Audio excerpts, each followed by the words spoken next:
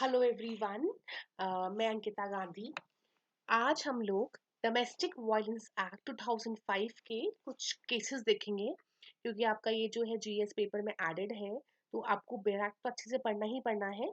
तो आप लोग जो हैं, जो इम्पोर्टेंट जजमेंट्स हैं वो प्लीज़ ऐड करिएगा, क्योंकि जो ये एक्ट डोमेस्टिक वायलेंस आपको पता है विमेन के रिगार्डिंग ये एक्ट है। 15 क्लॉज 3 ऑफ कॉन्स्टिट्यूशन में फॉल करता है। एंड विमेन के रिगार्डिंग, चिल्ड्रन के रिगार्डिंग जितनी भी स्कीम्स एंड एक्ट्स होते हैं, दे themselves become very important, just like JJ Act, Domestic Violence Act, ये पॉक्सो एक्ट, ये बहुत इंपॉर्टेंट अपने आप में सेंसिटिव एक्ट्स होते हैं, तो वो हो जाते हैं आपके लिए वेरी इंपॉर्टेंट, राइट। अब हम आगे देखते हैं इसमें इंपॉर्टेंट केसेस कौन कौन से हैं आपके। तो very first cases, Bharti ben Bipin bhai Tamboli versus Gujarat. यहाँ पे जैसे आप जब सेक्शन 3 पढ़ते हैं, तो यहाँ पे आपको डोमेस्टिक वायलेंस की जो डेफिनेशन दी गई है, जैसे उसमें आपका economic violence, physical violence, sexual violence, तो यहाँ पे हर वायलेंस को डिफाइन कैटेगराइज किया गया था, right. Second case, Lalita Topo versus state of Jharkhand. यहाँ पूछा गया था कि क्या लिव इन पार्टनर्स भी डीवी एक्ट के अंदर कवर्ड है to get the maintenance.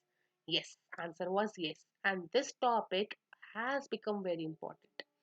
Next, Indrajit Malik versus Sunita Malik. अब देखिए, डोमेस्टिक वायलेंस हुआ है, जो सेक्शन 3 में डोमेस्टिक वायलेंस की डेफिनेशन है, तो that domestic violence also is covered under cruelty. Cruelty तो है ही ना, वो 498 ए।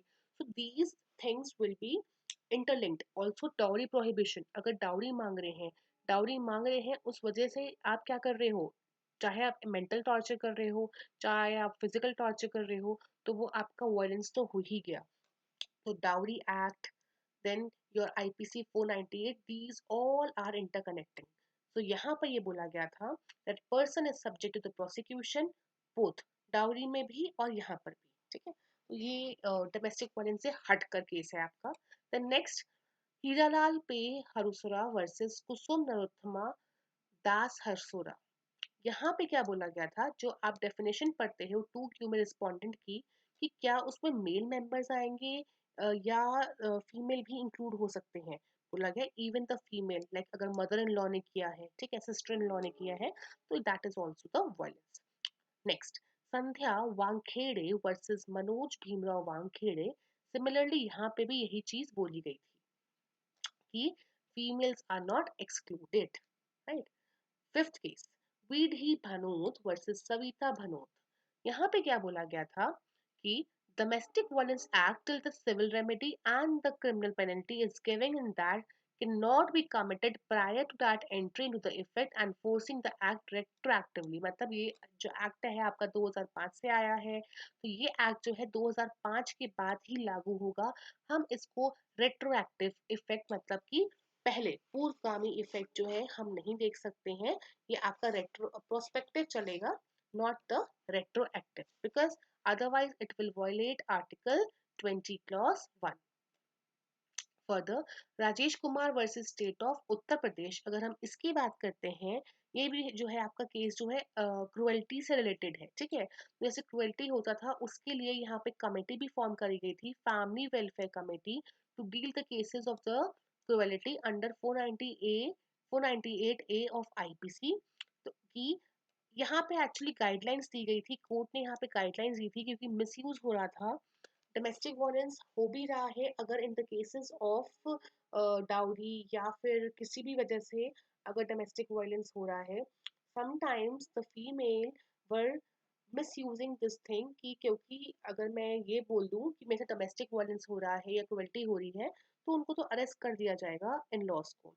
तो इस चीज को, मिसयूज को छोड़ने के लिए, रोकने के लिए कमेटी गठित हुई थी, और ये केस आपका बहुत इंपॉर्टेंट है, Rajesh Kumar versus Uttar Pradesh. In the same lines, Arnesh Kumar versus Bihar, यहाँ पर भी गाइडलाइंस को जो है थोड़ा सा चेंज किया गया था, ठीक है।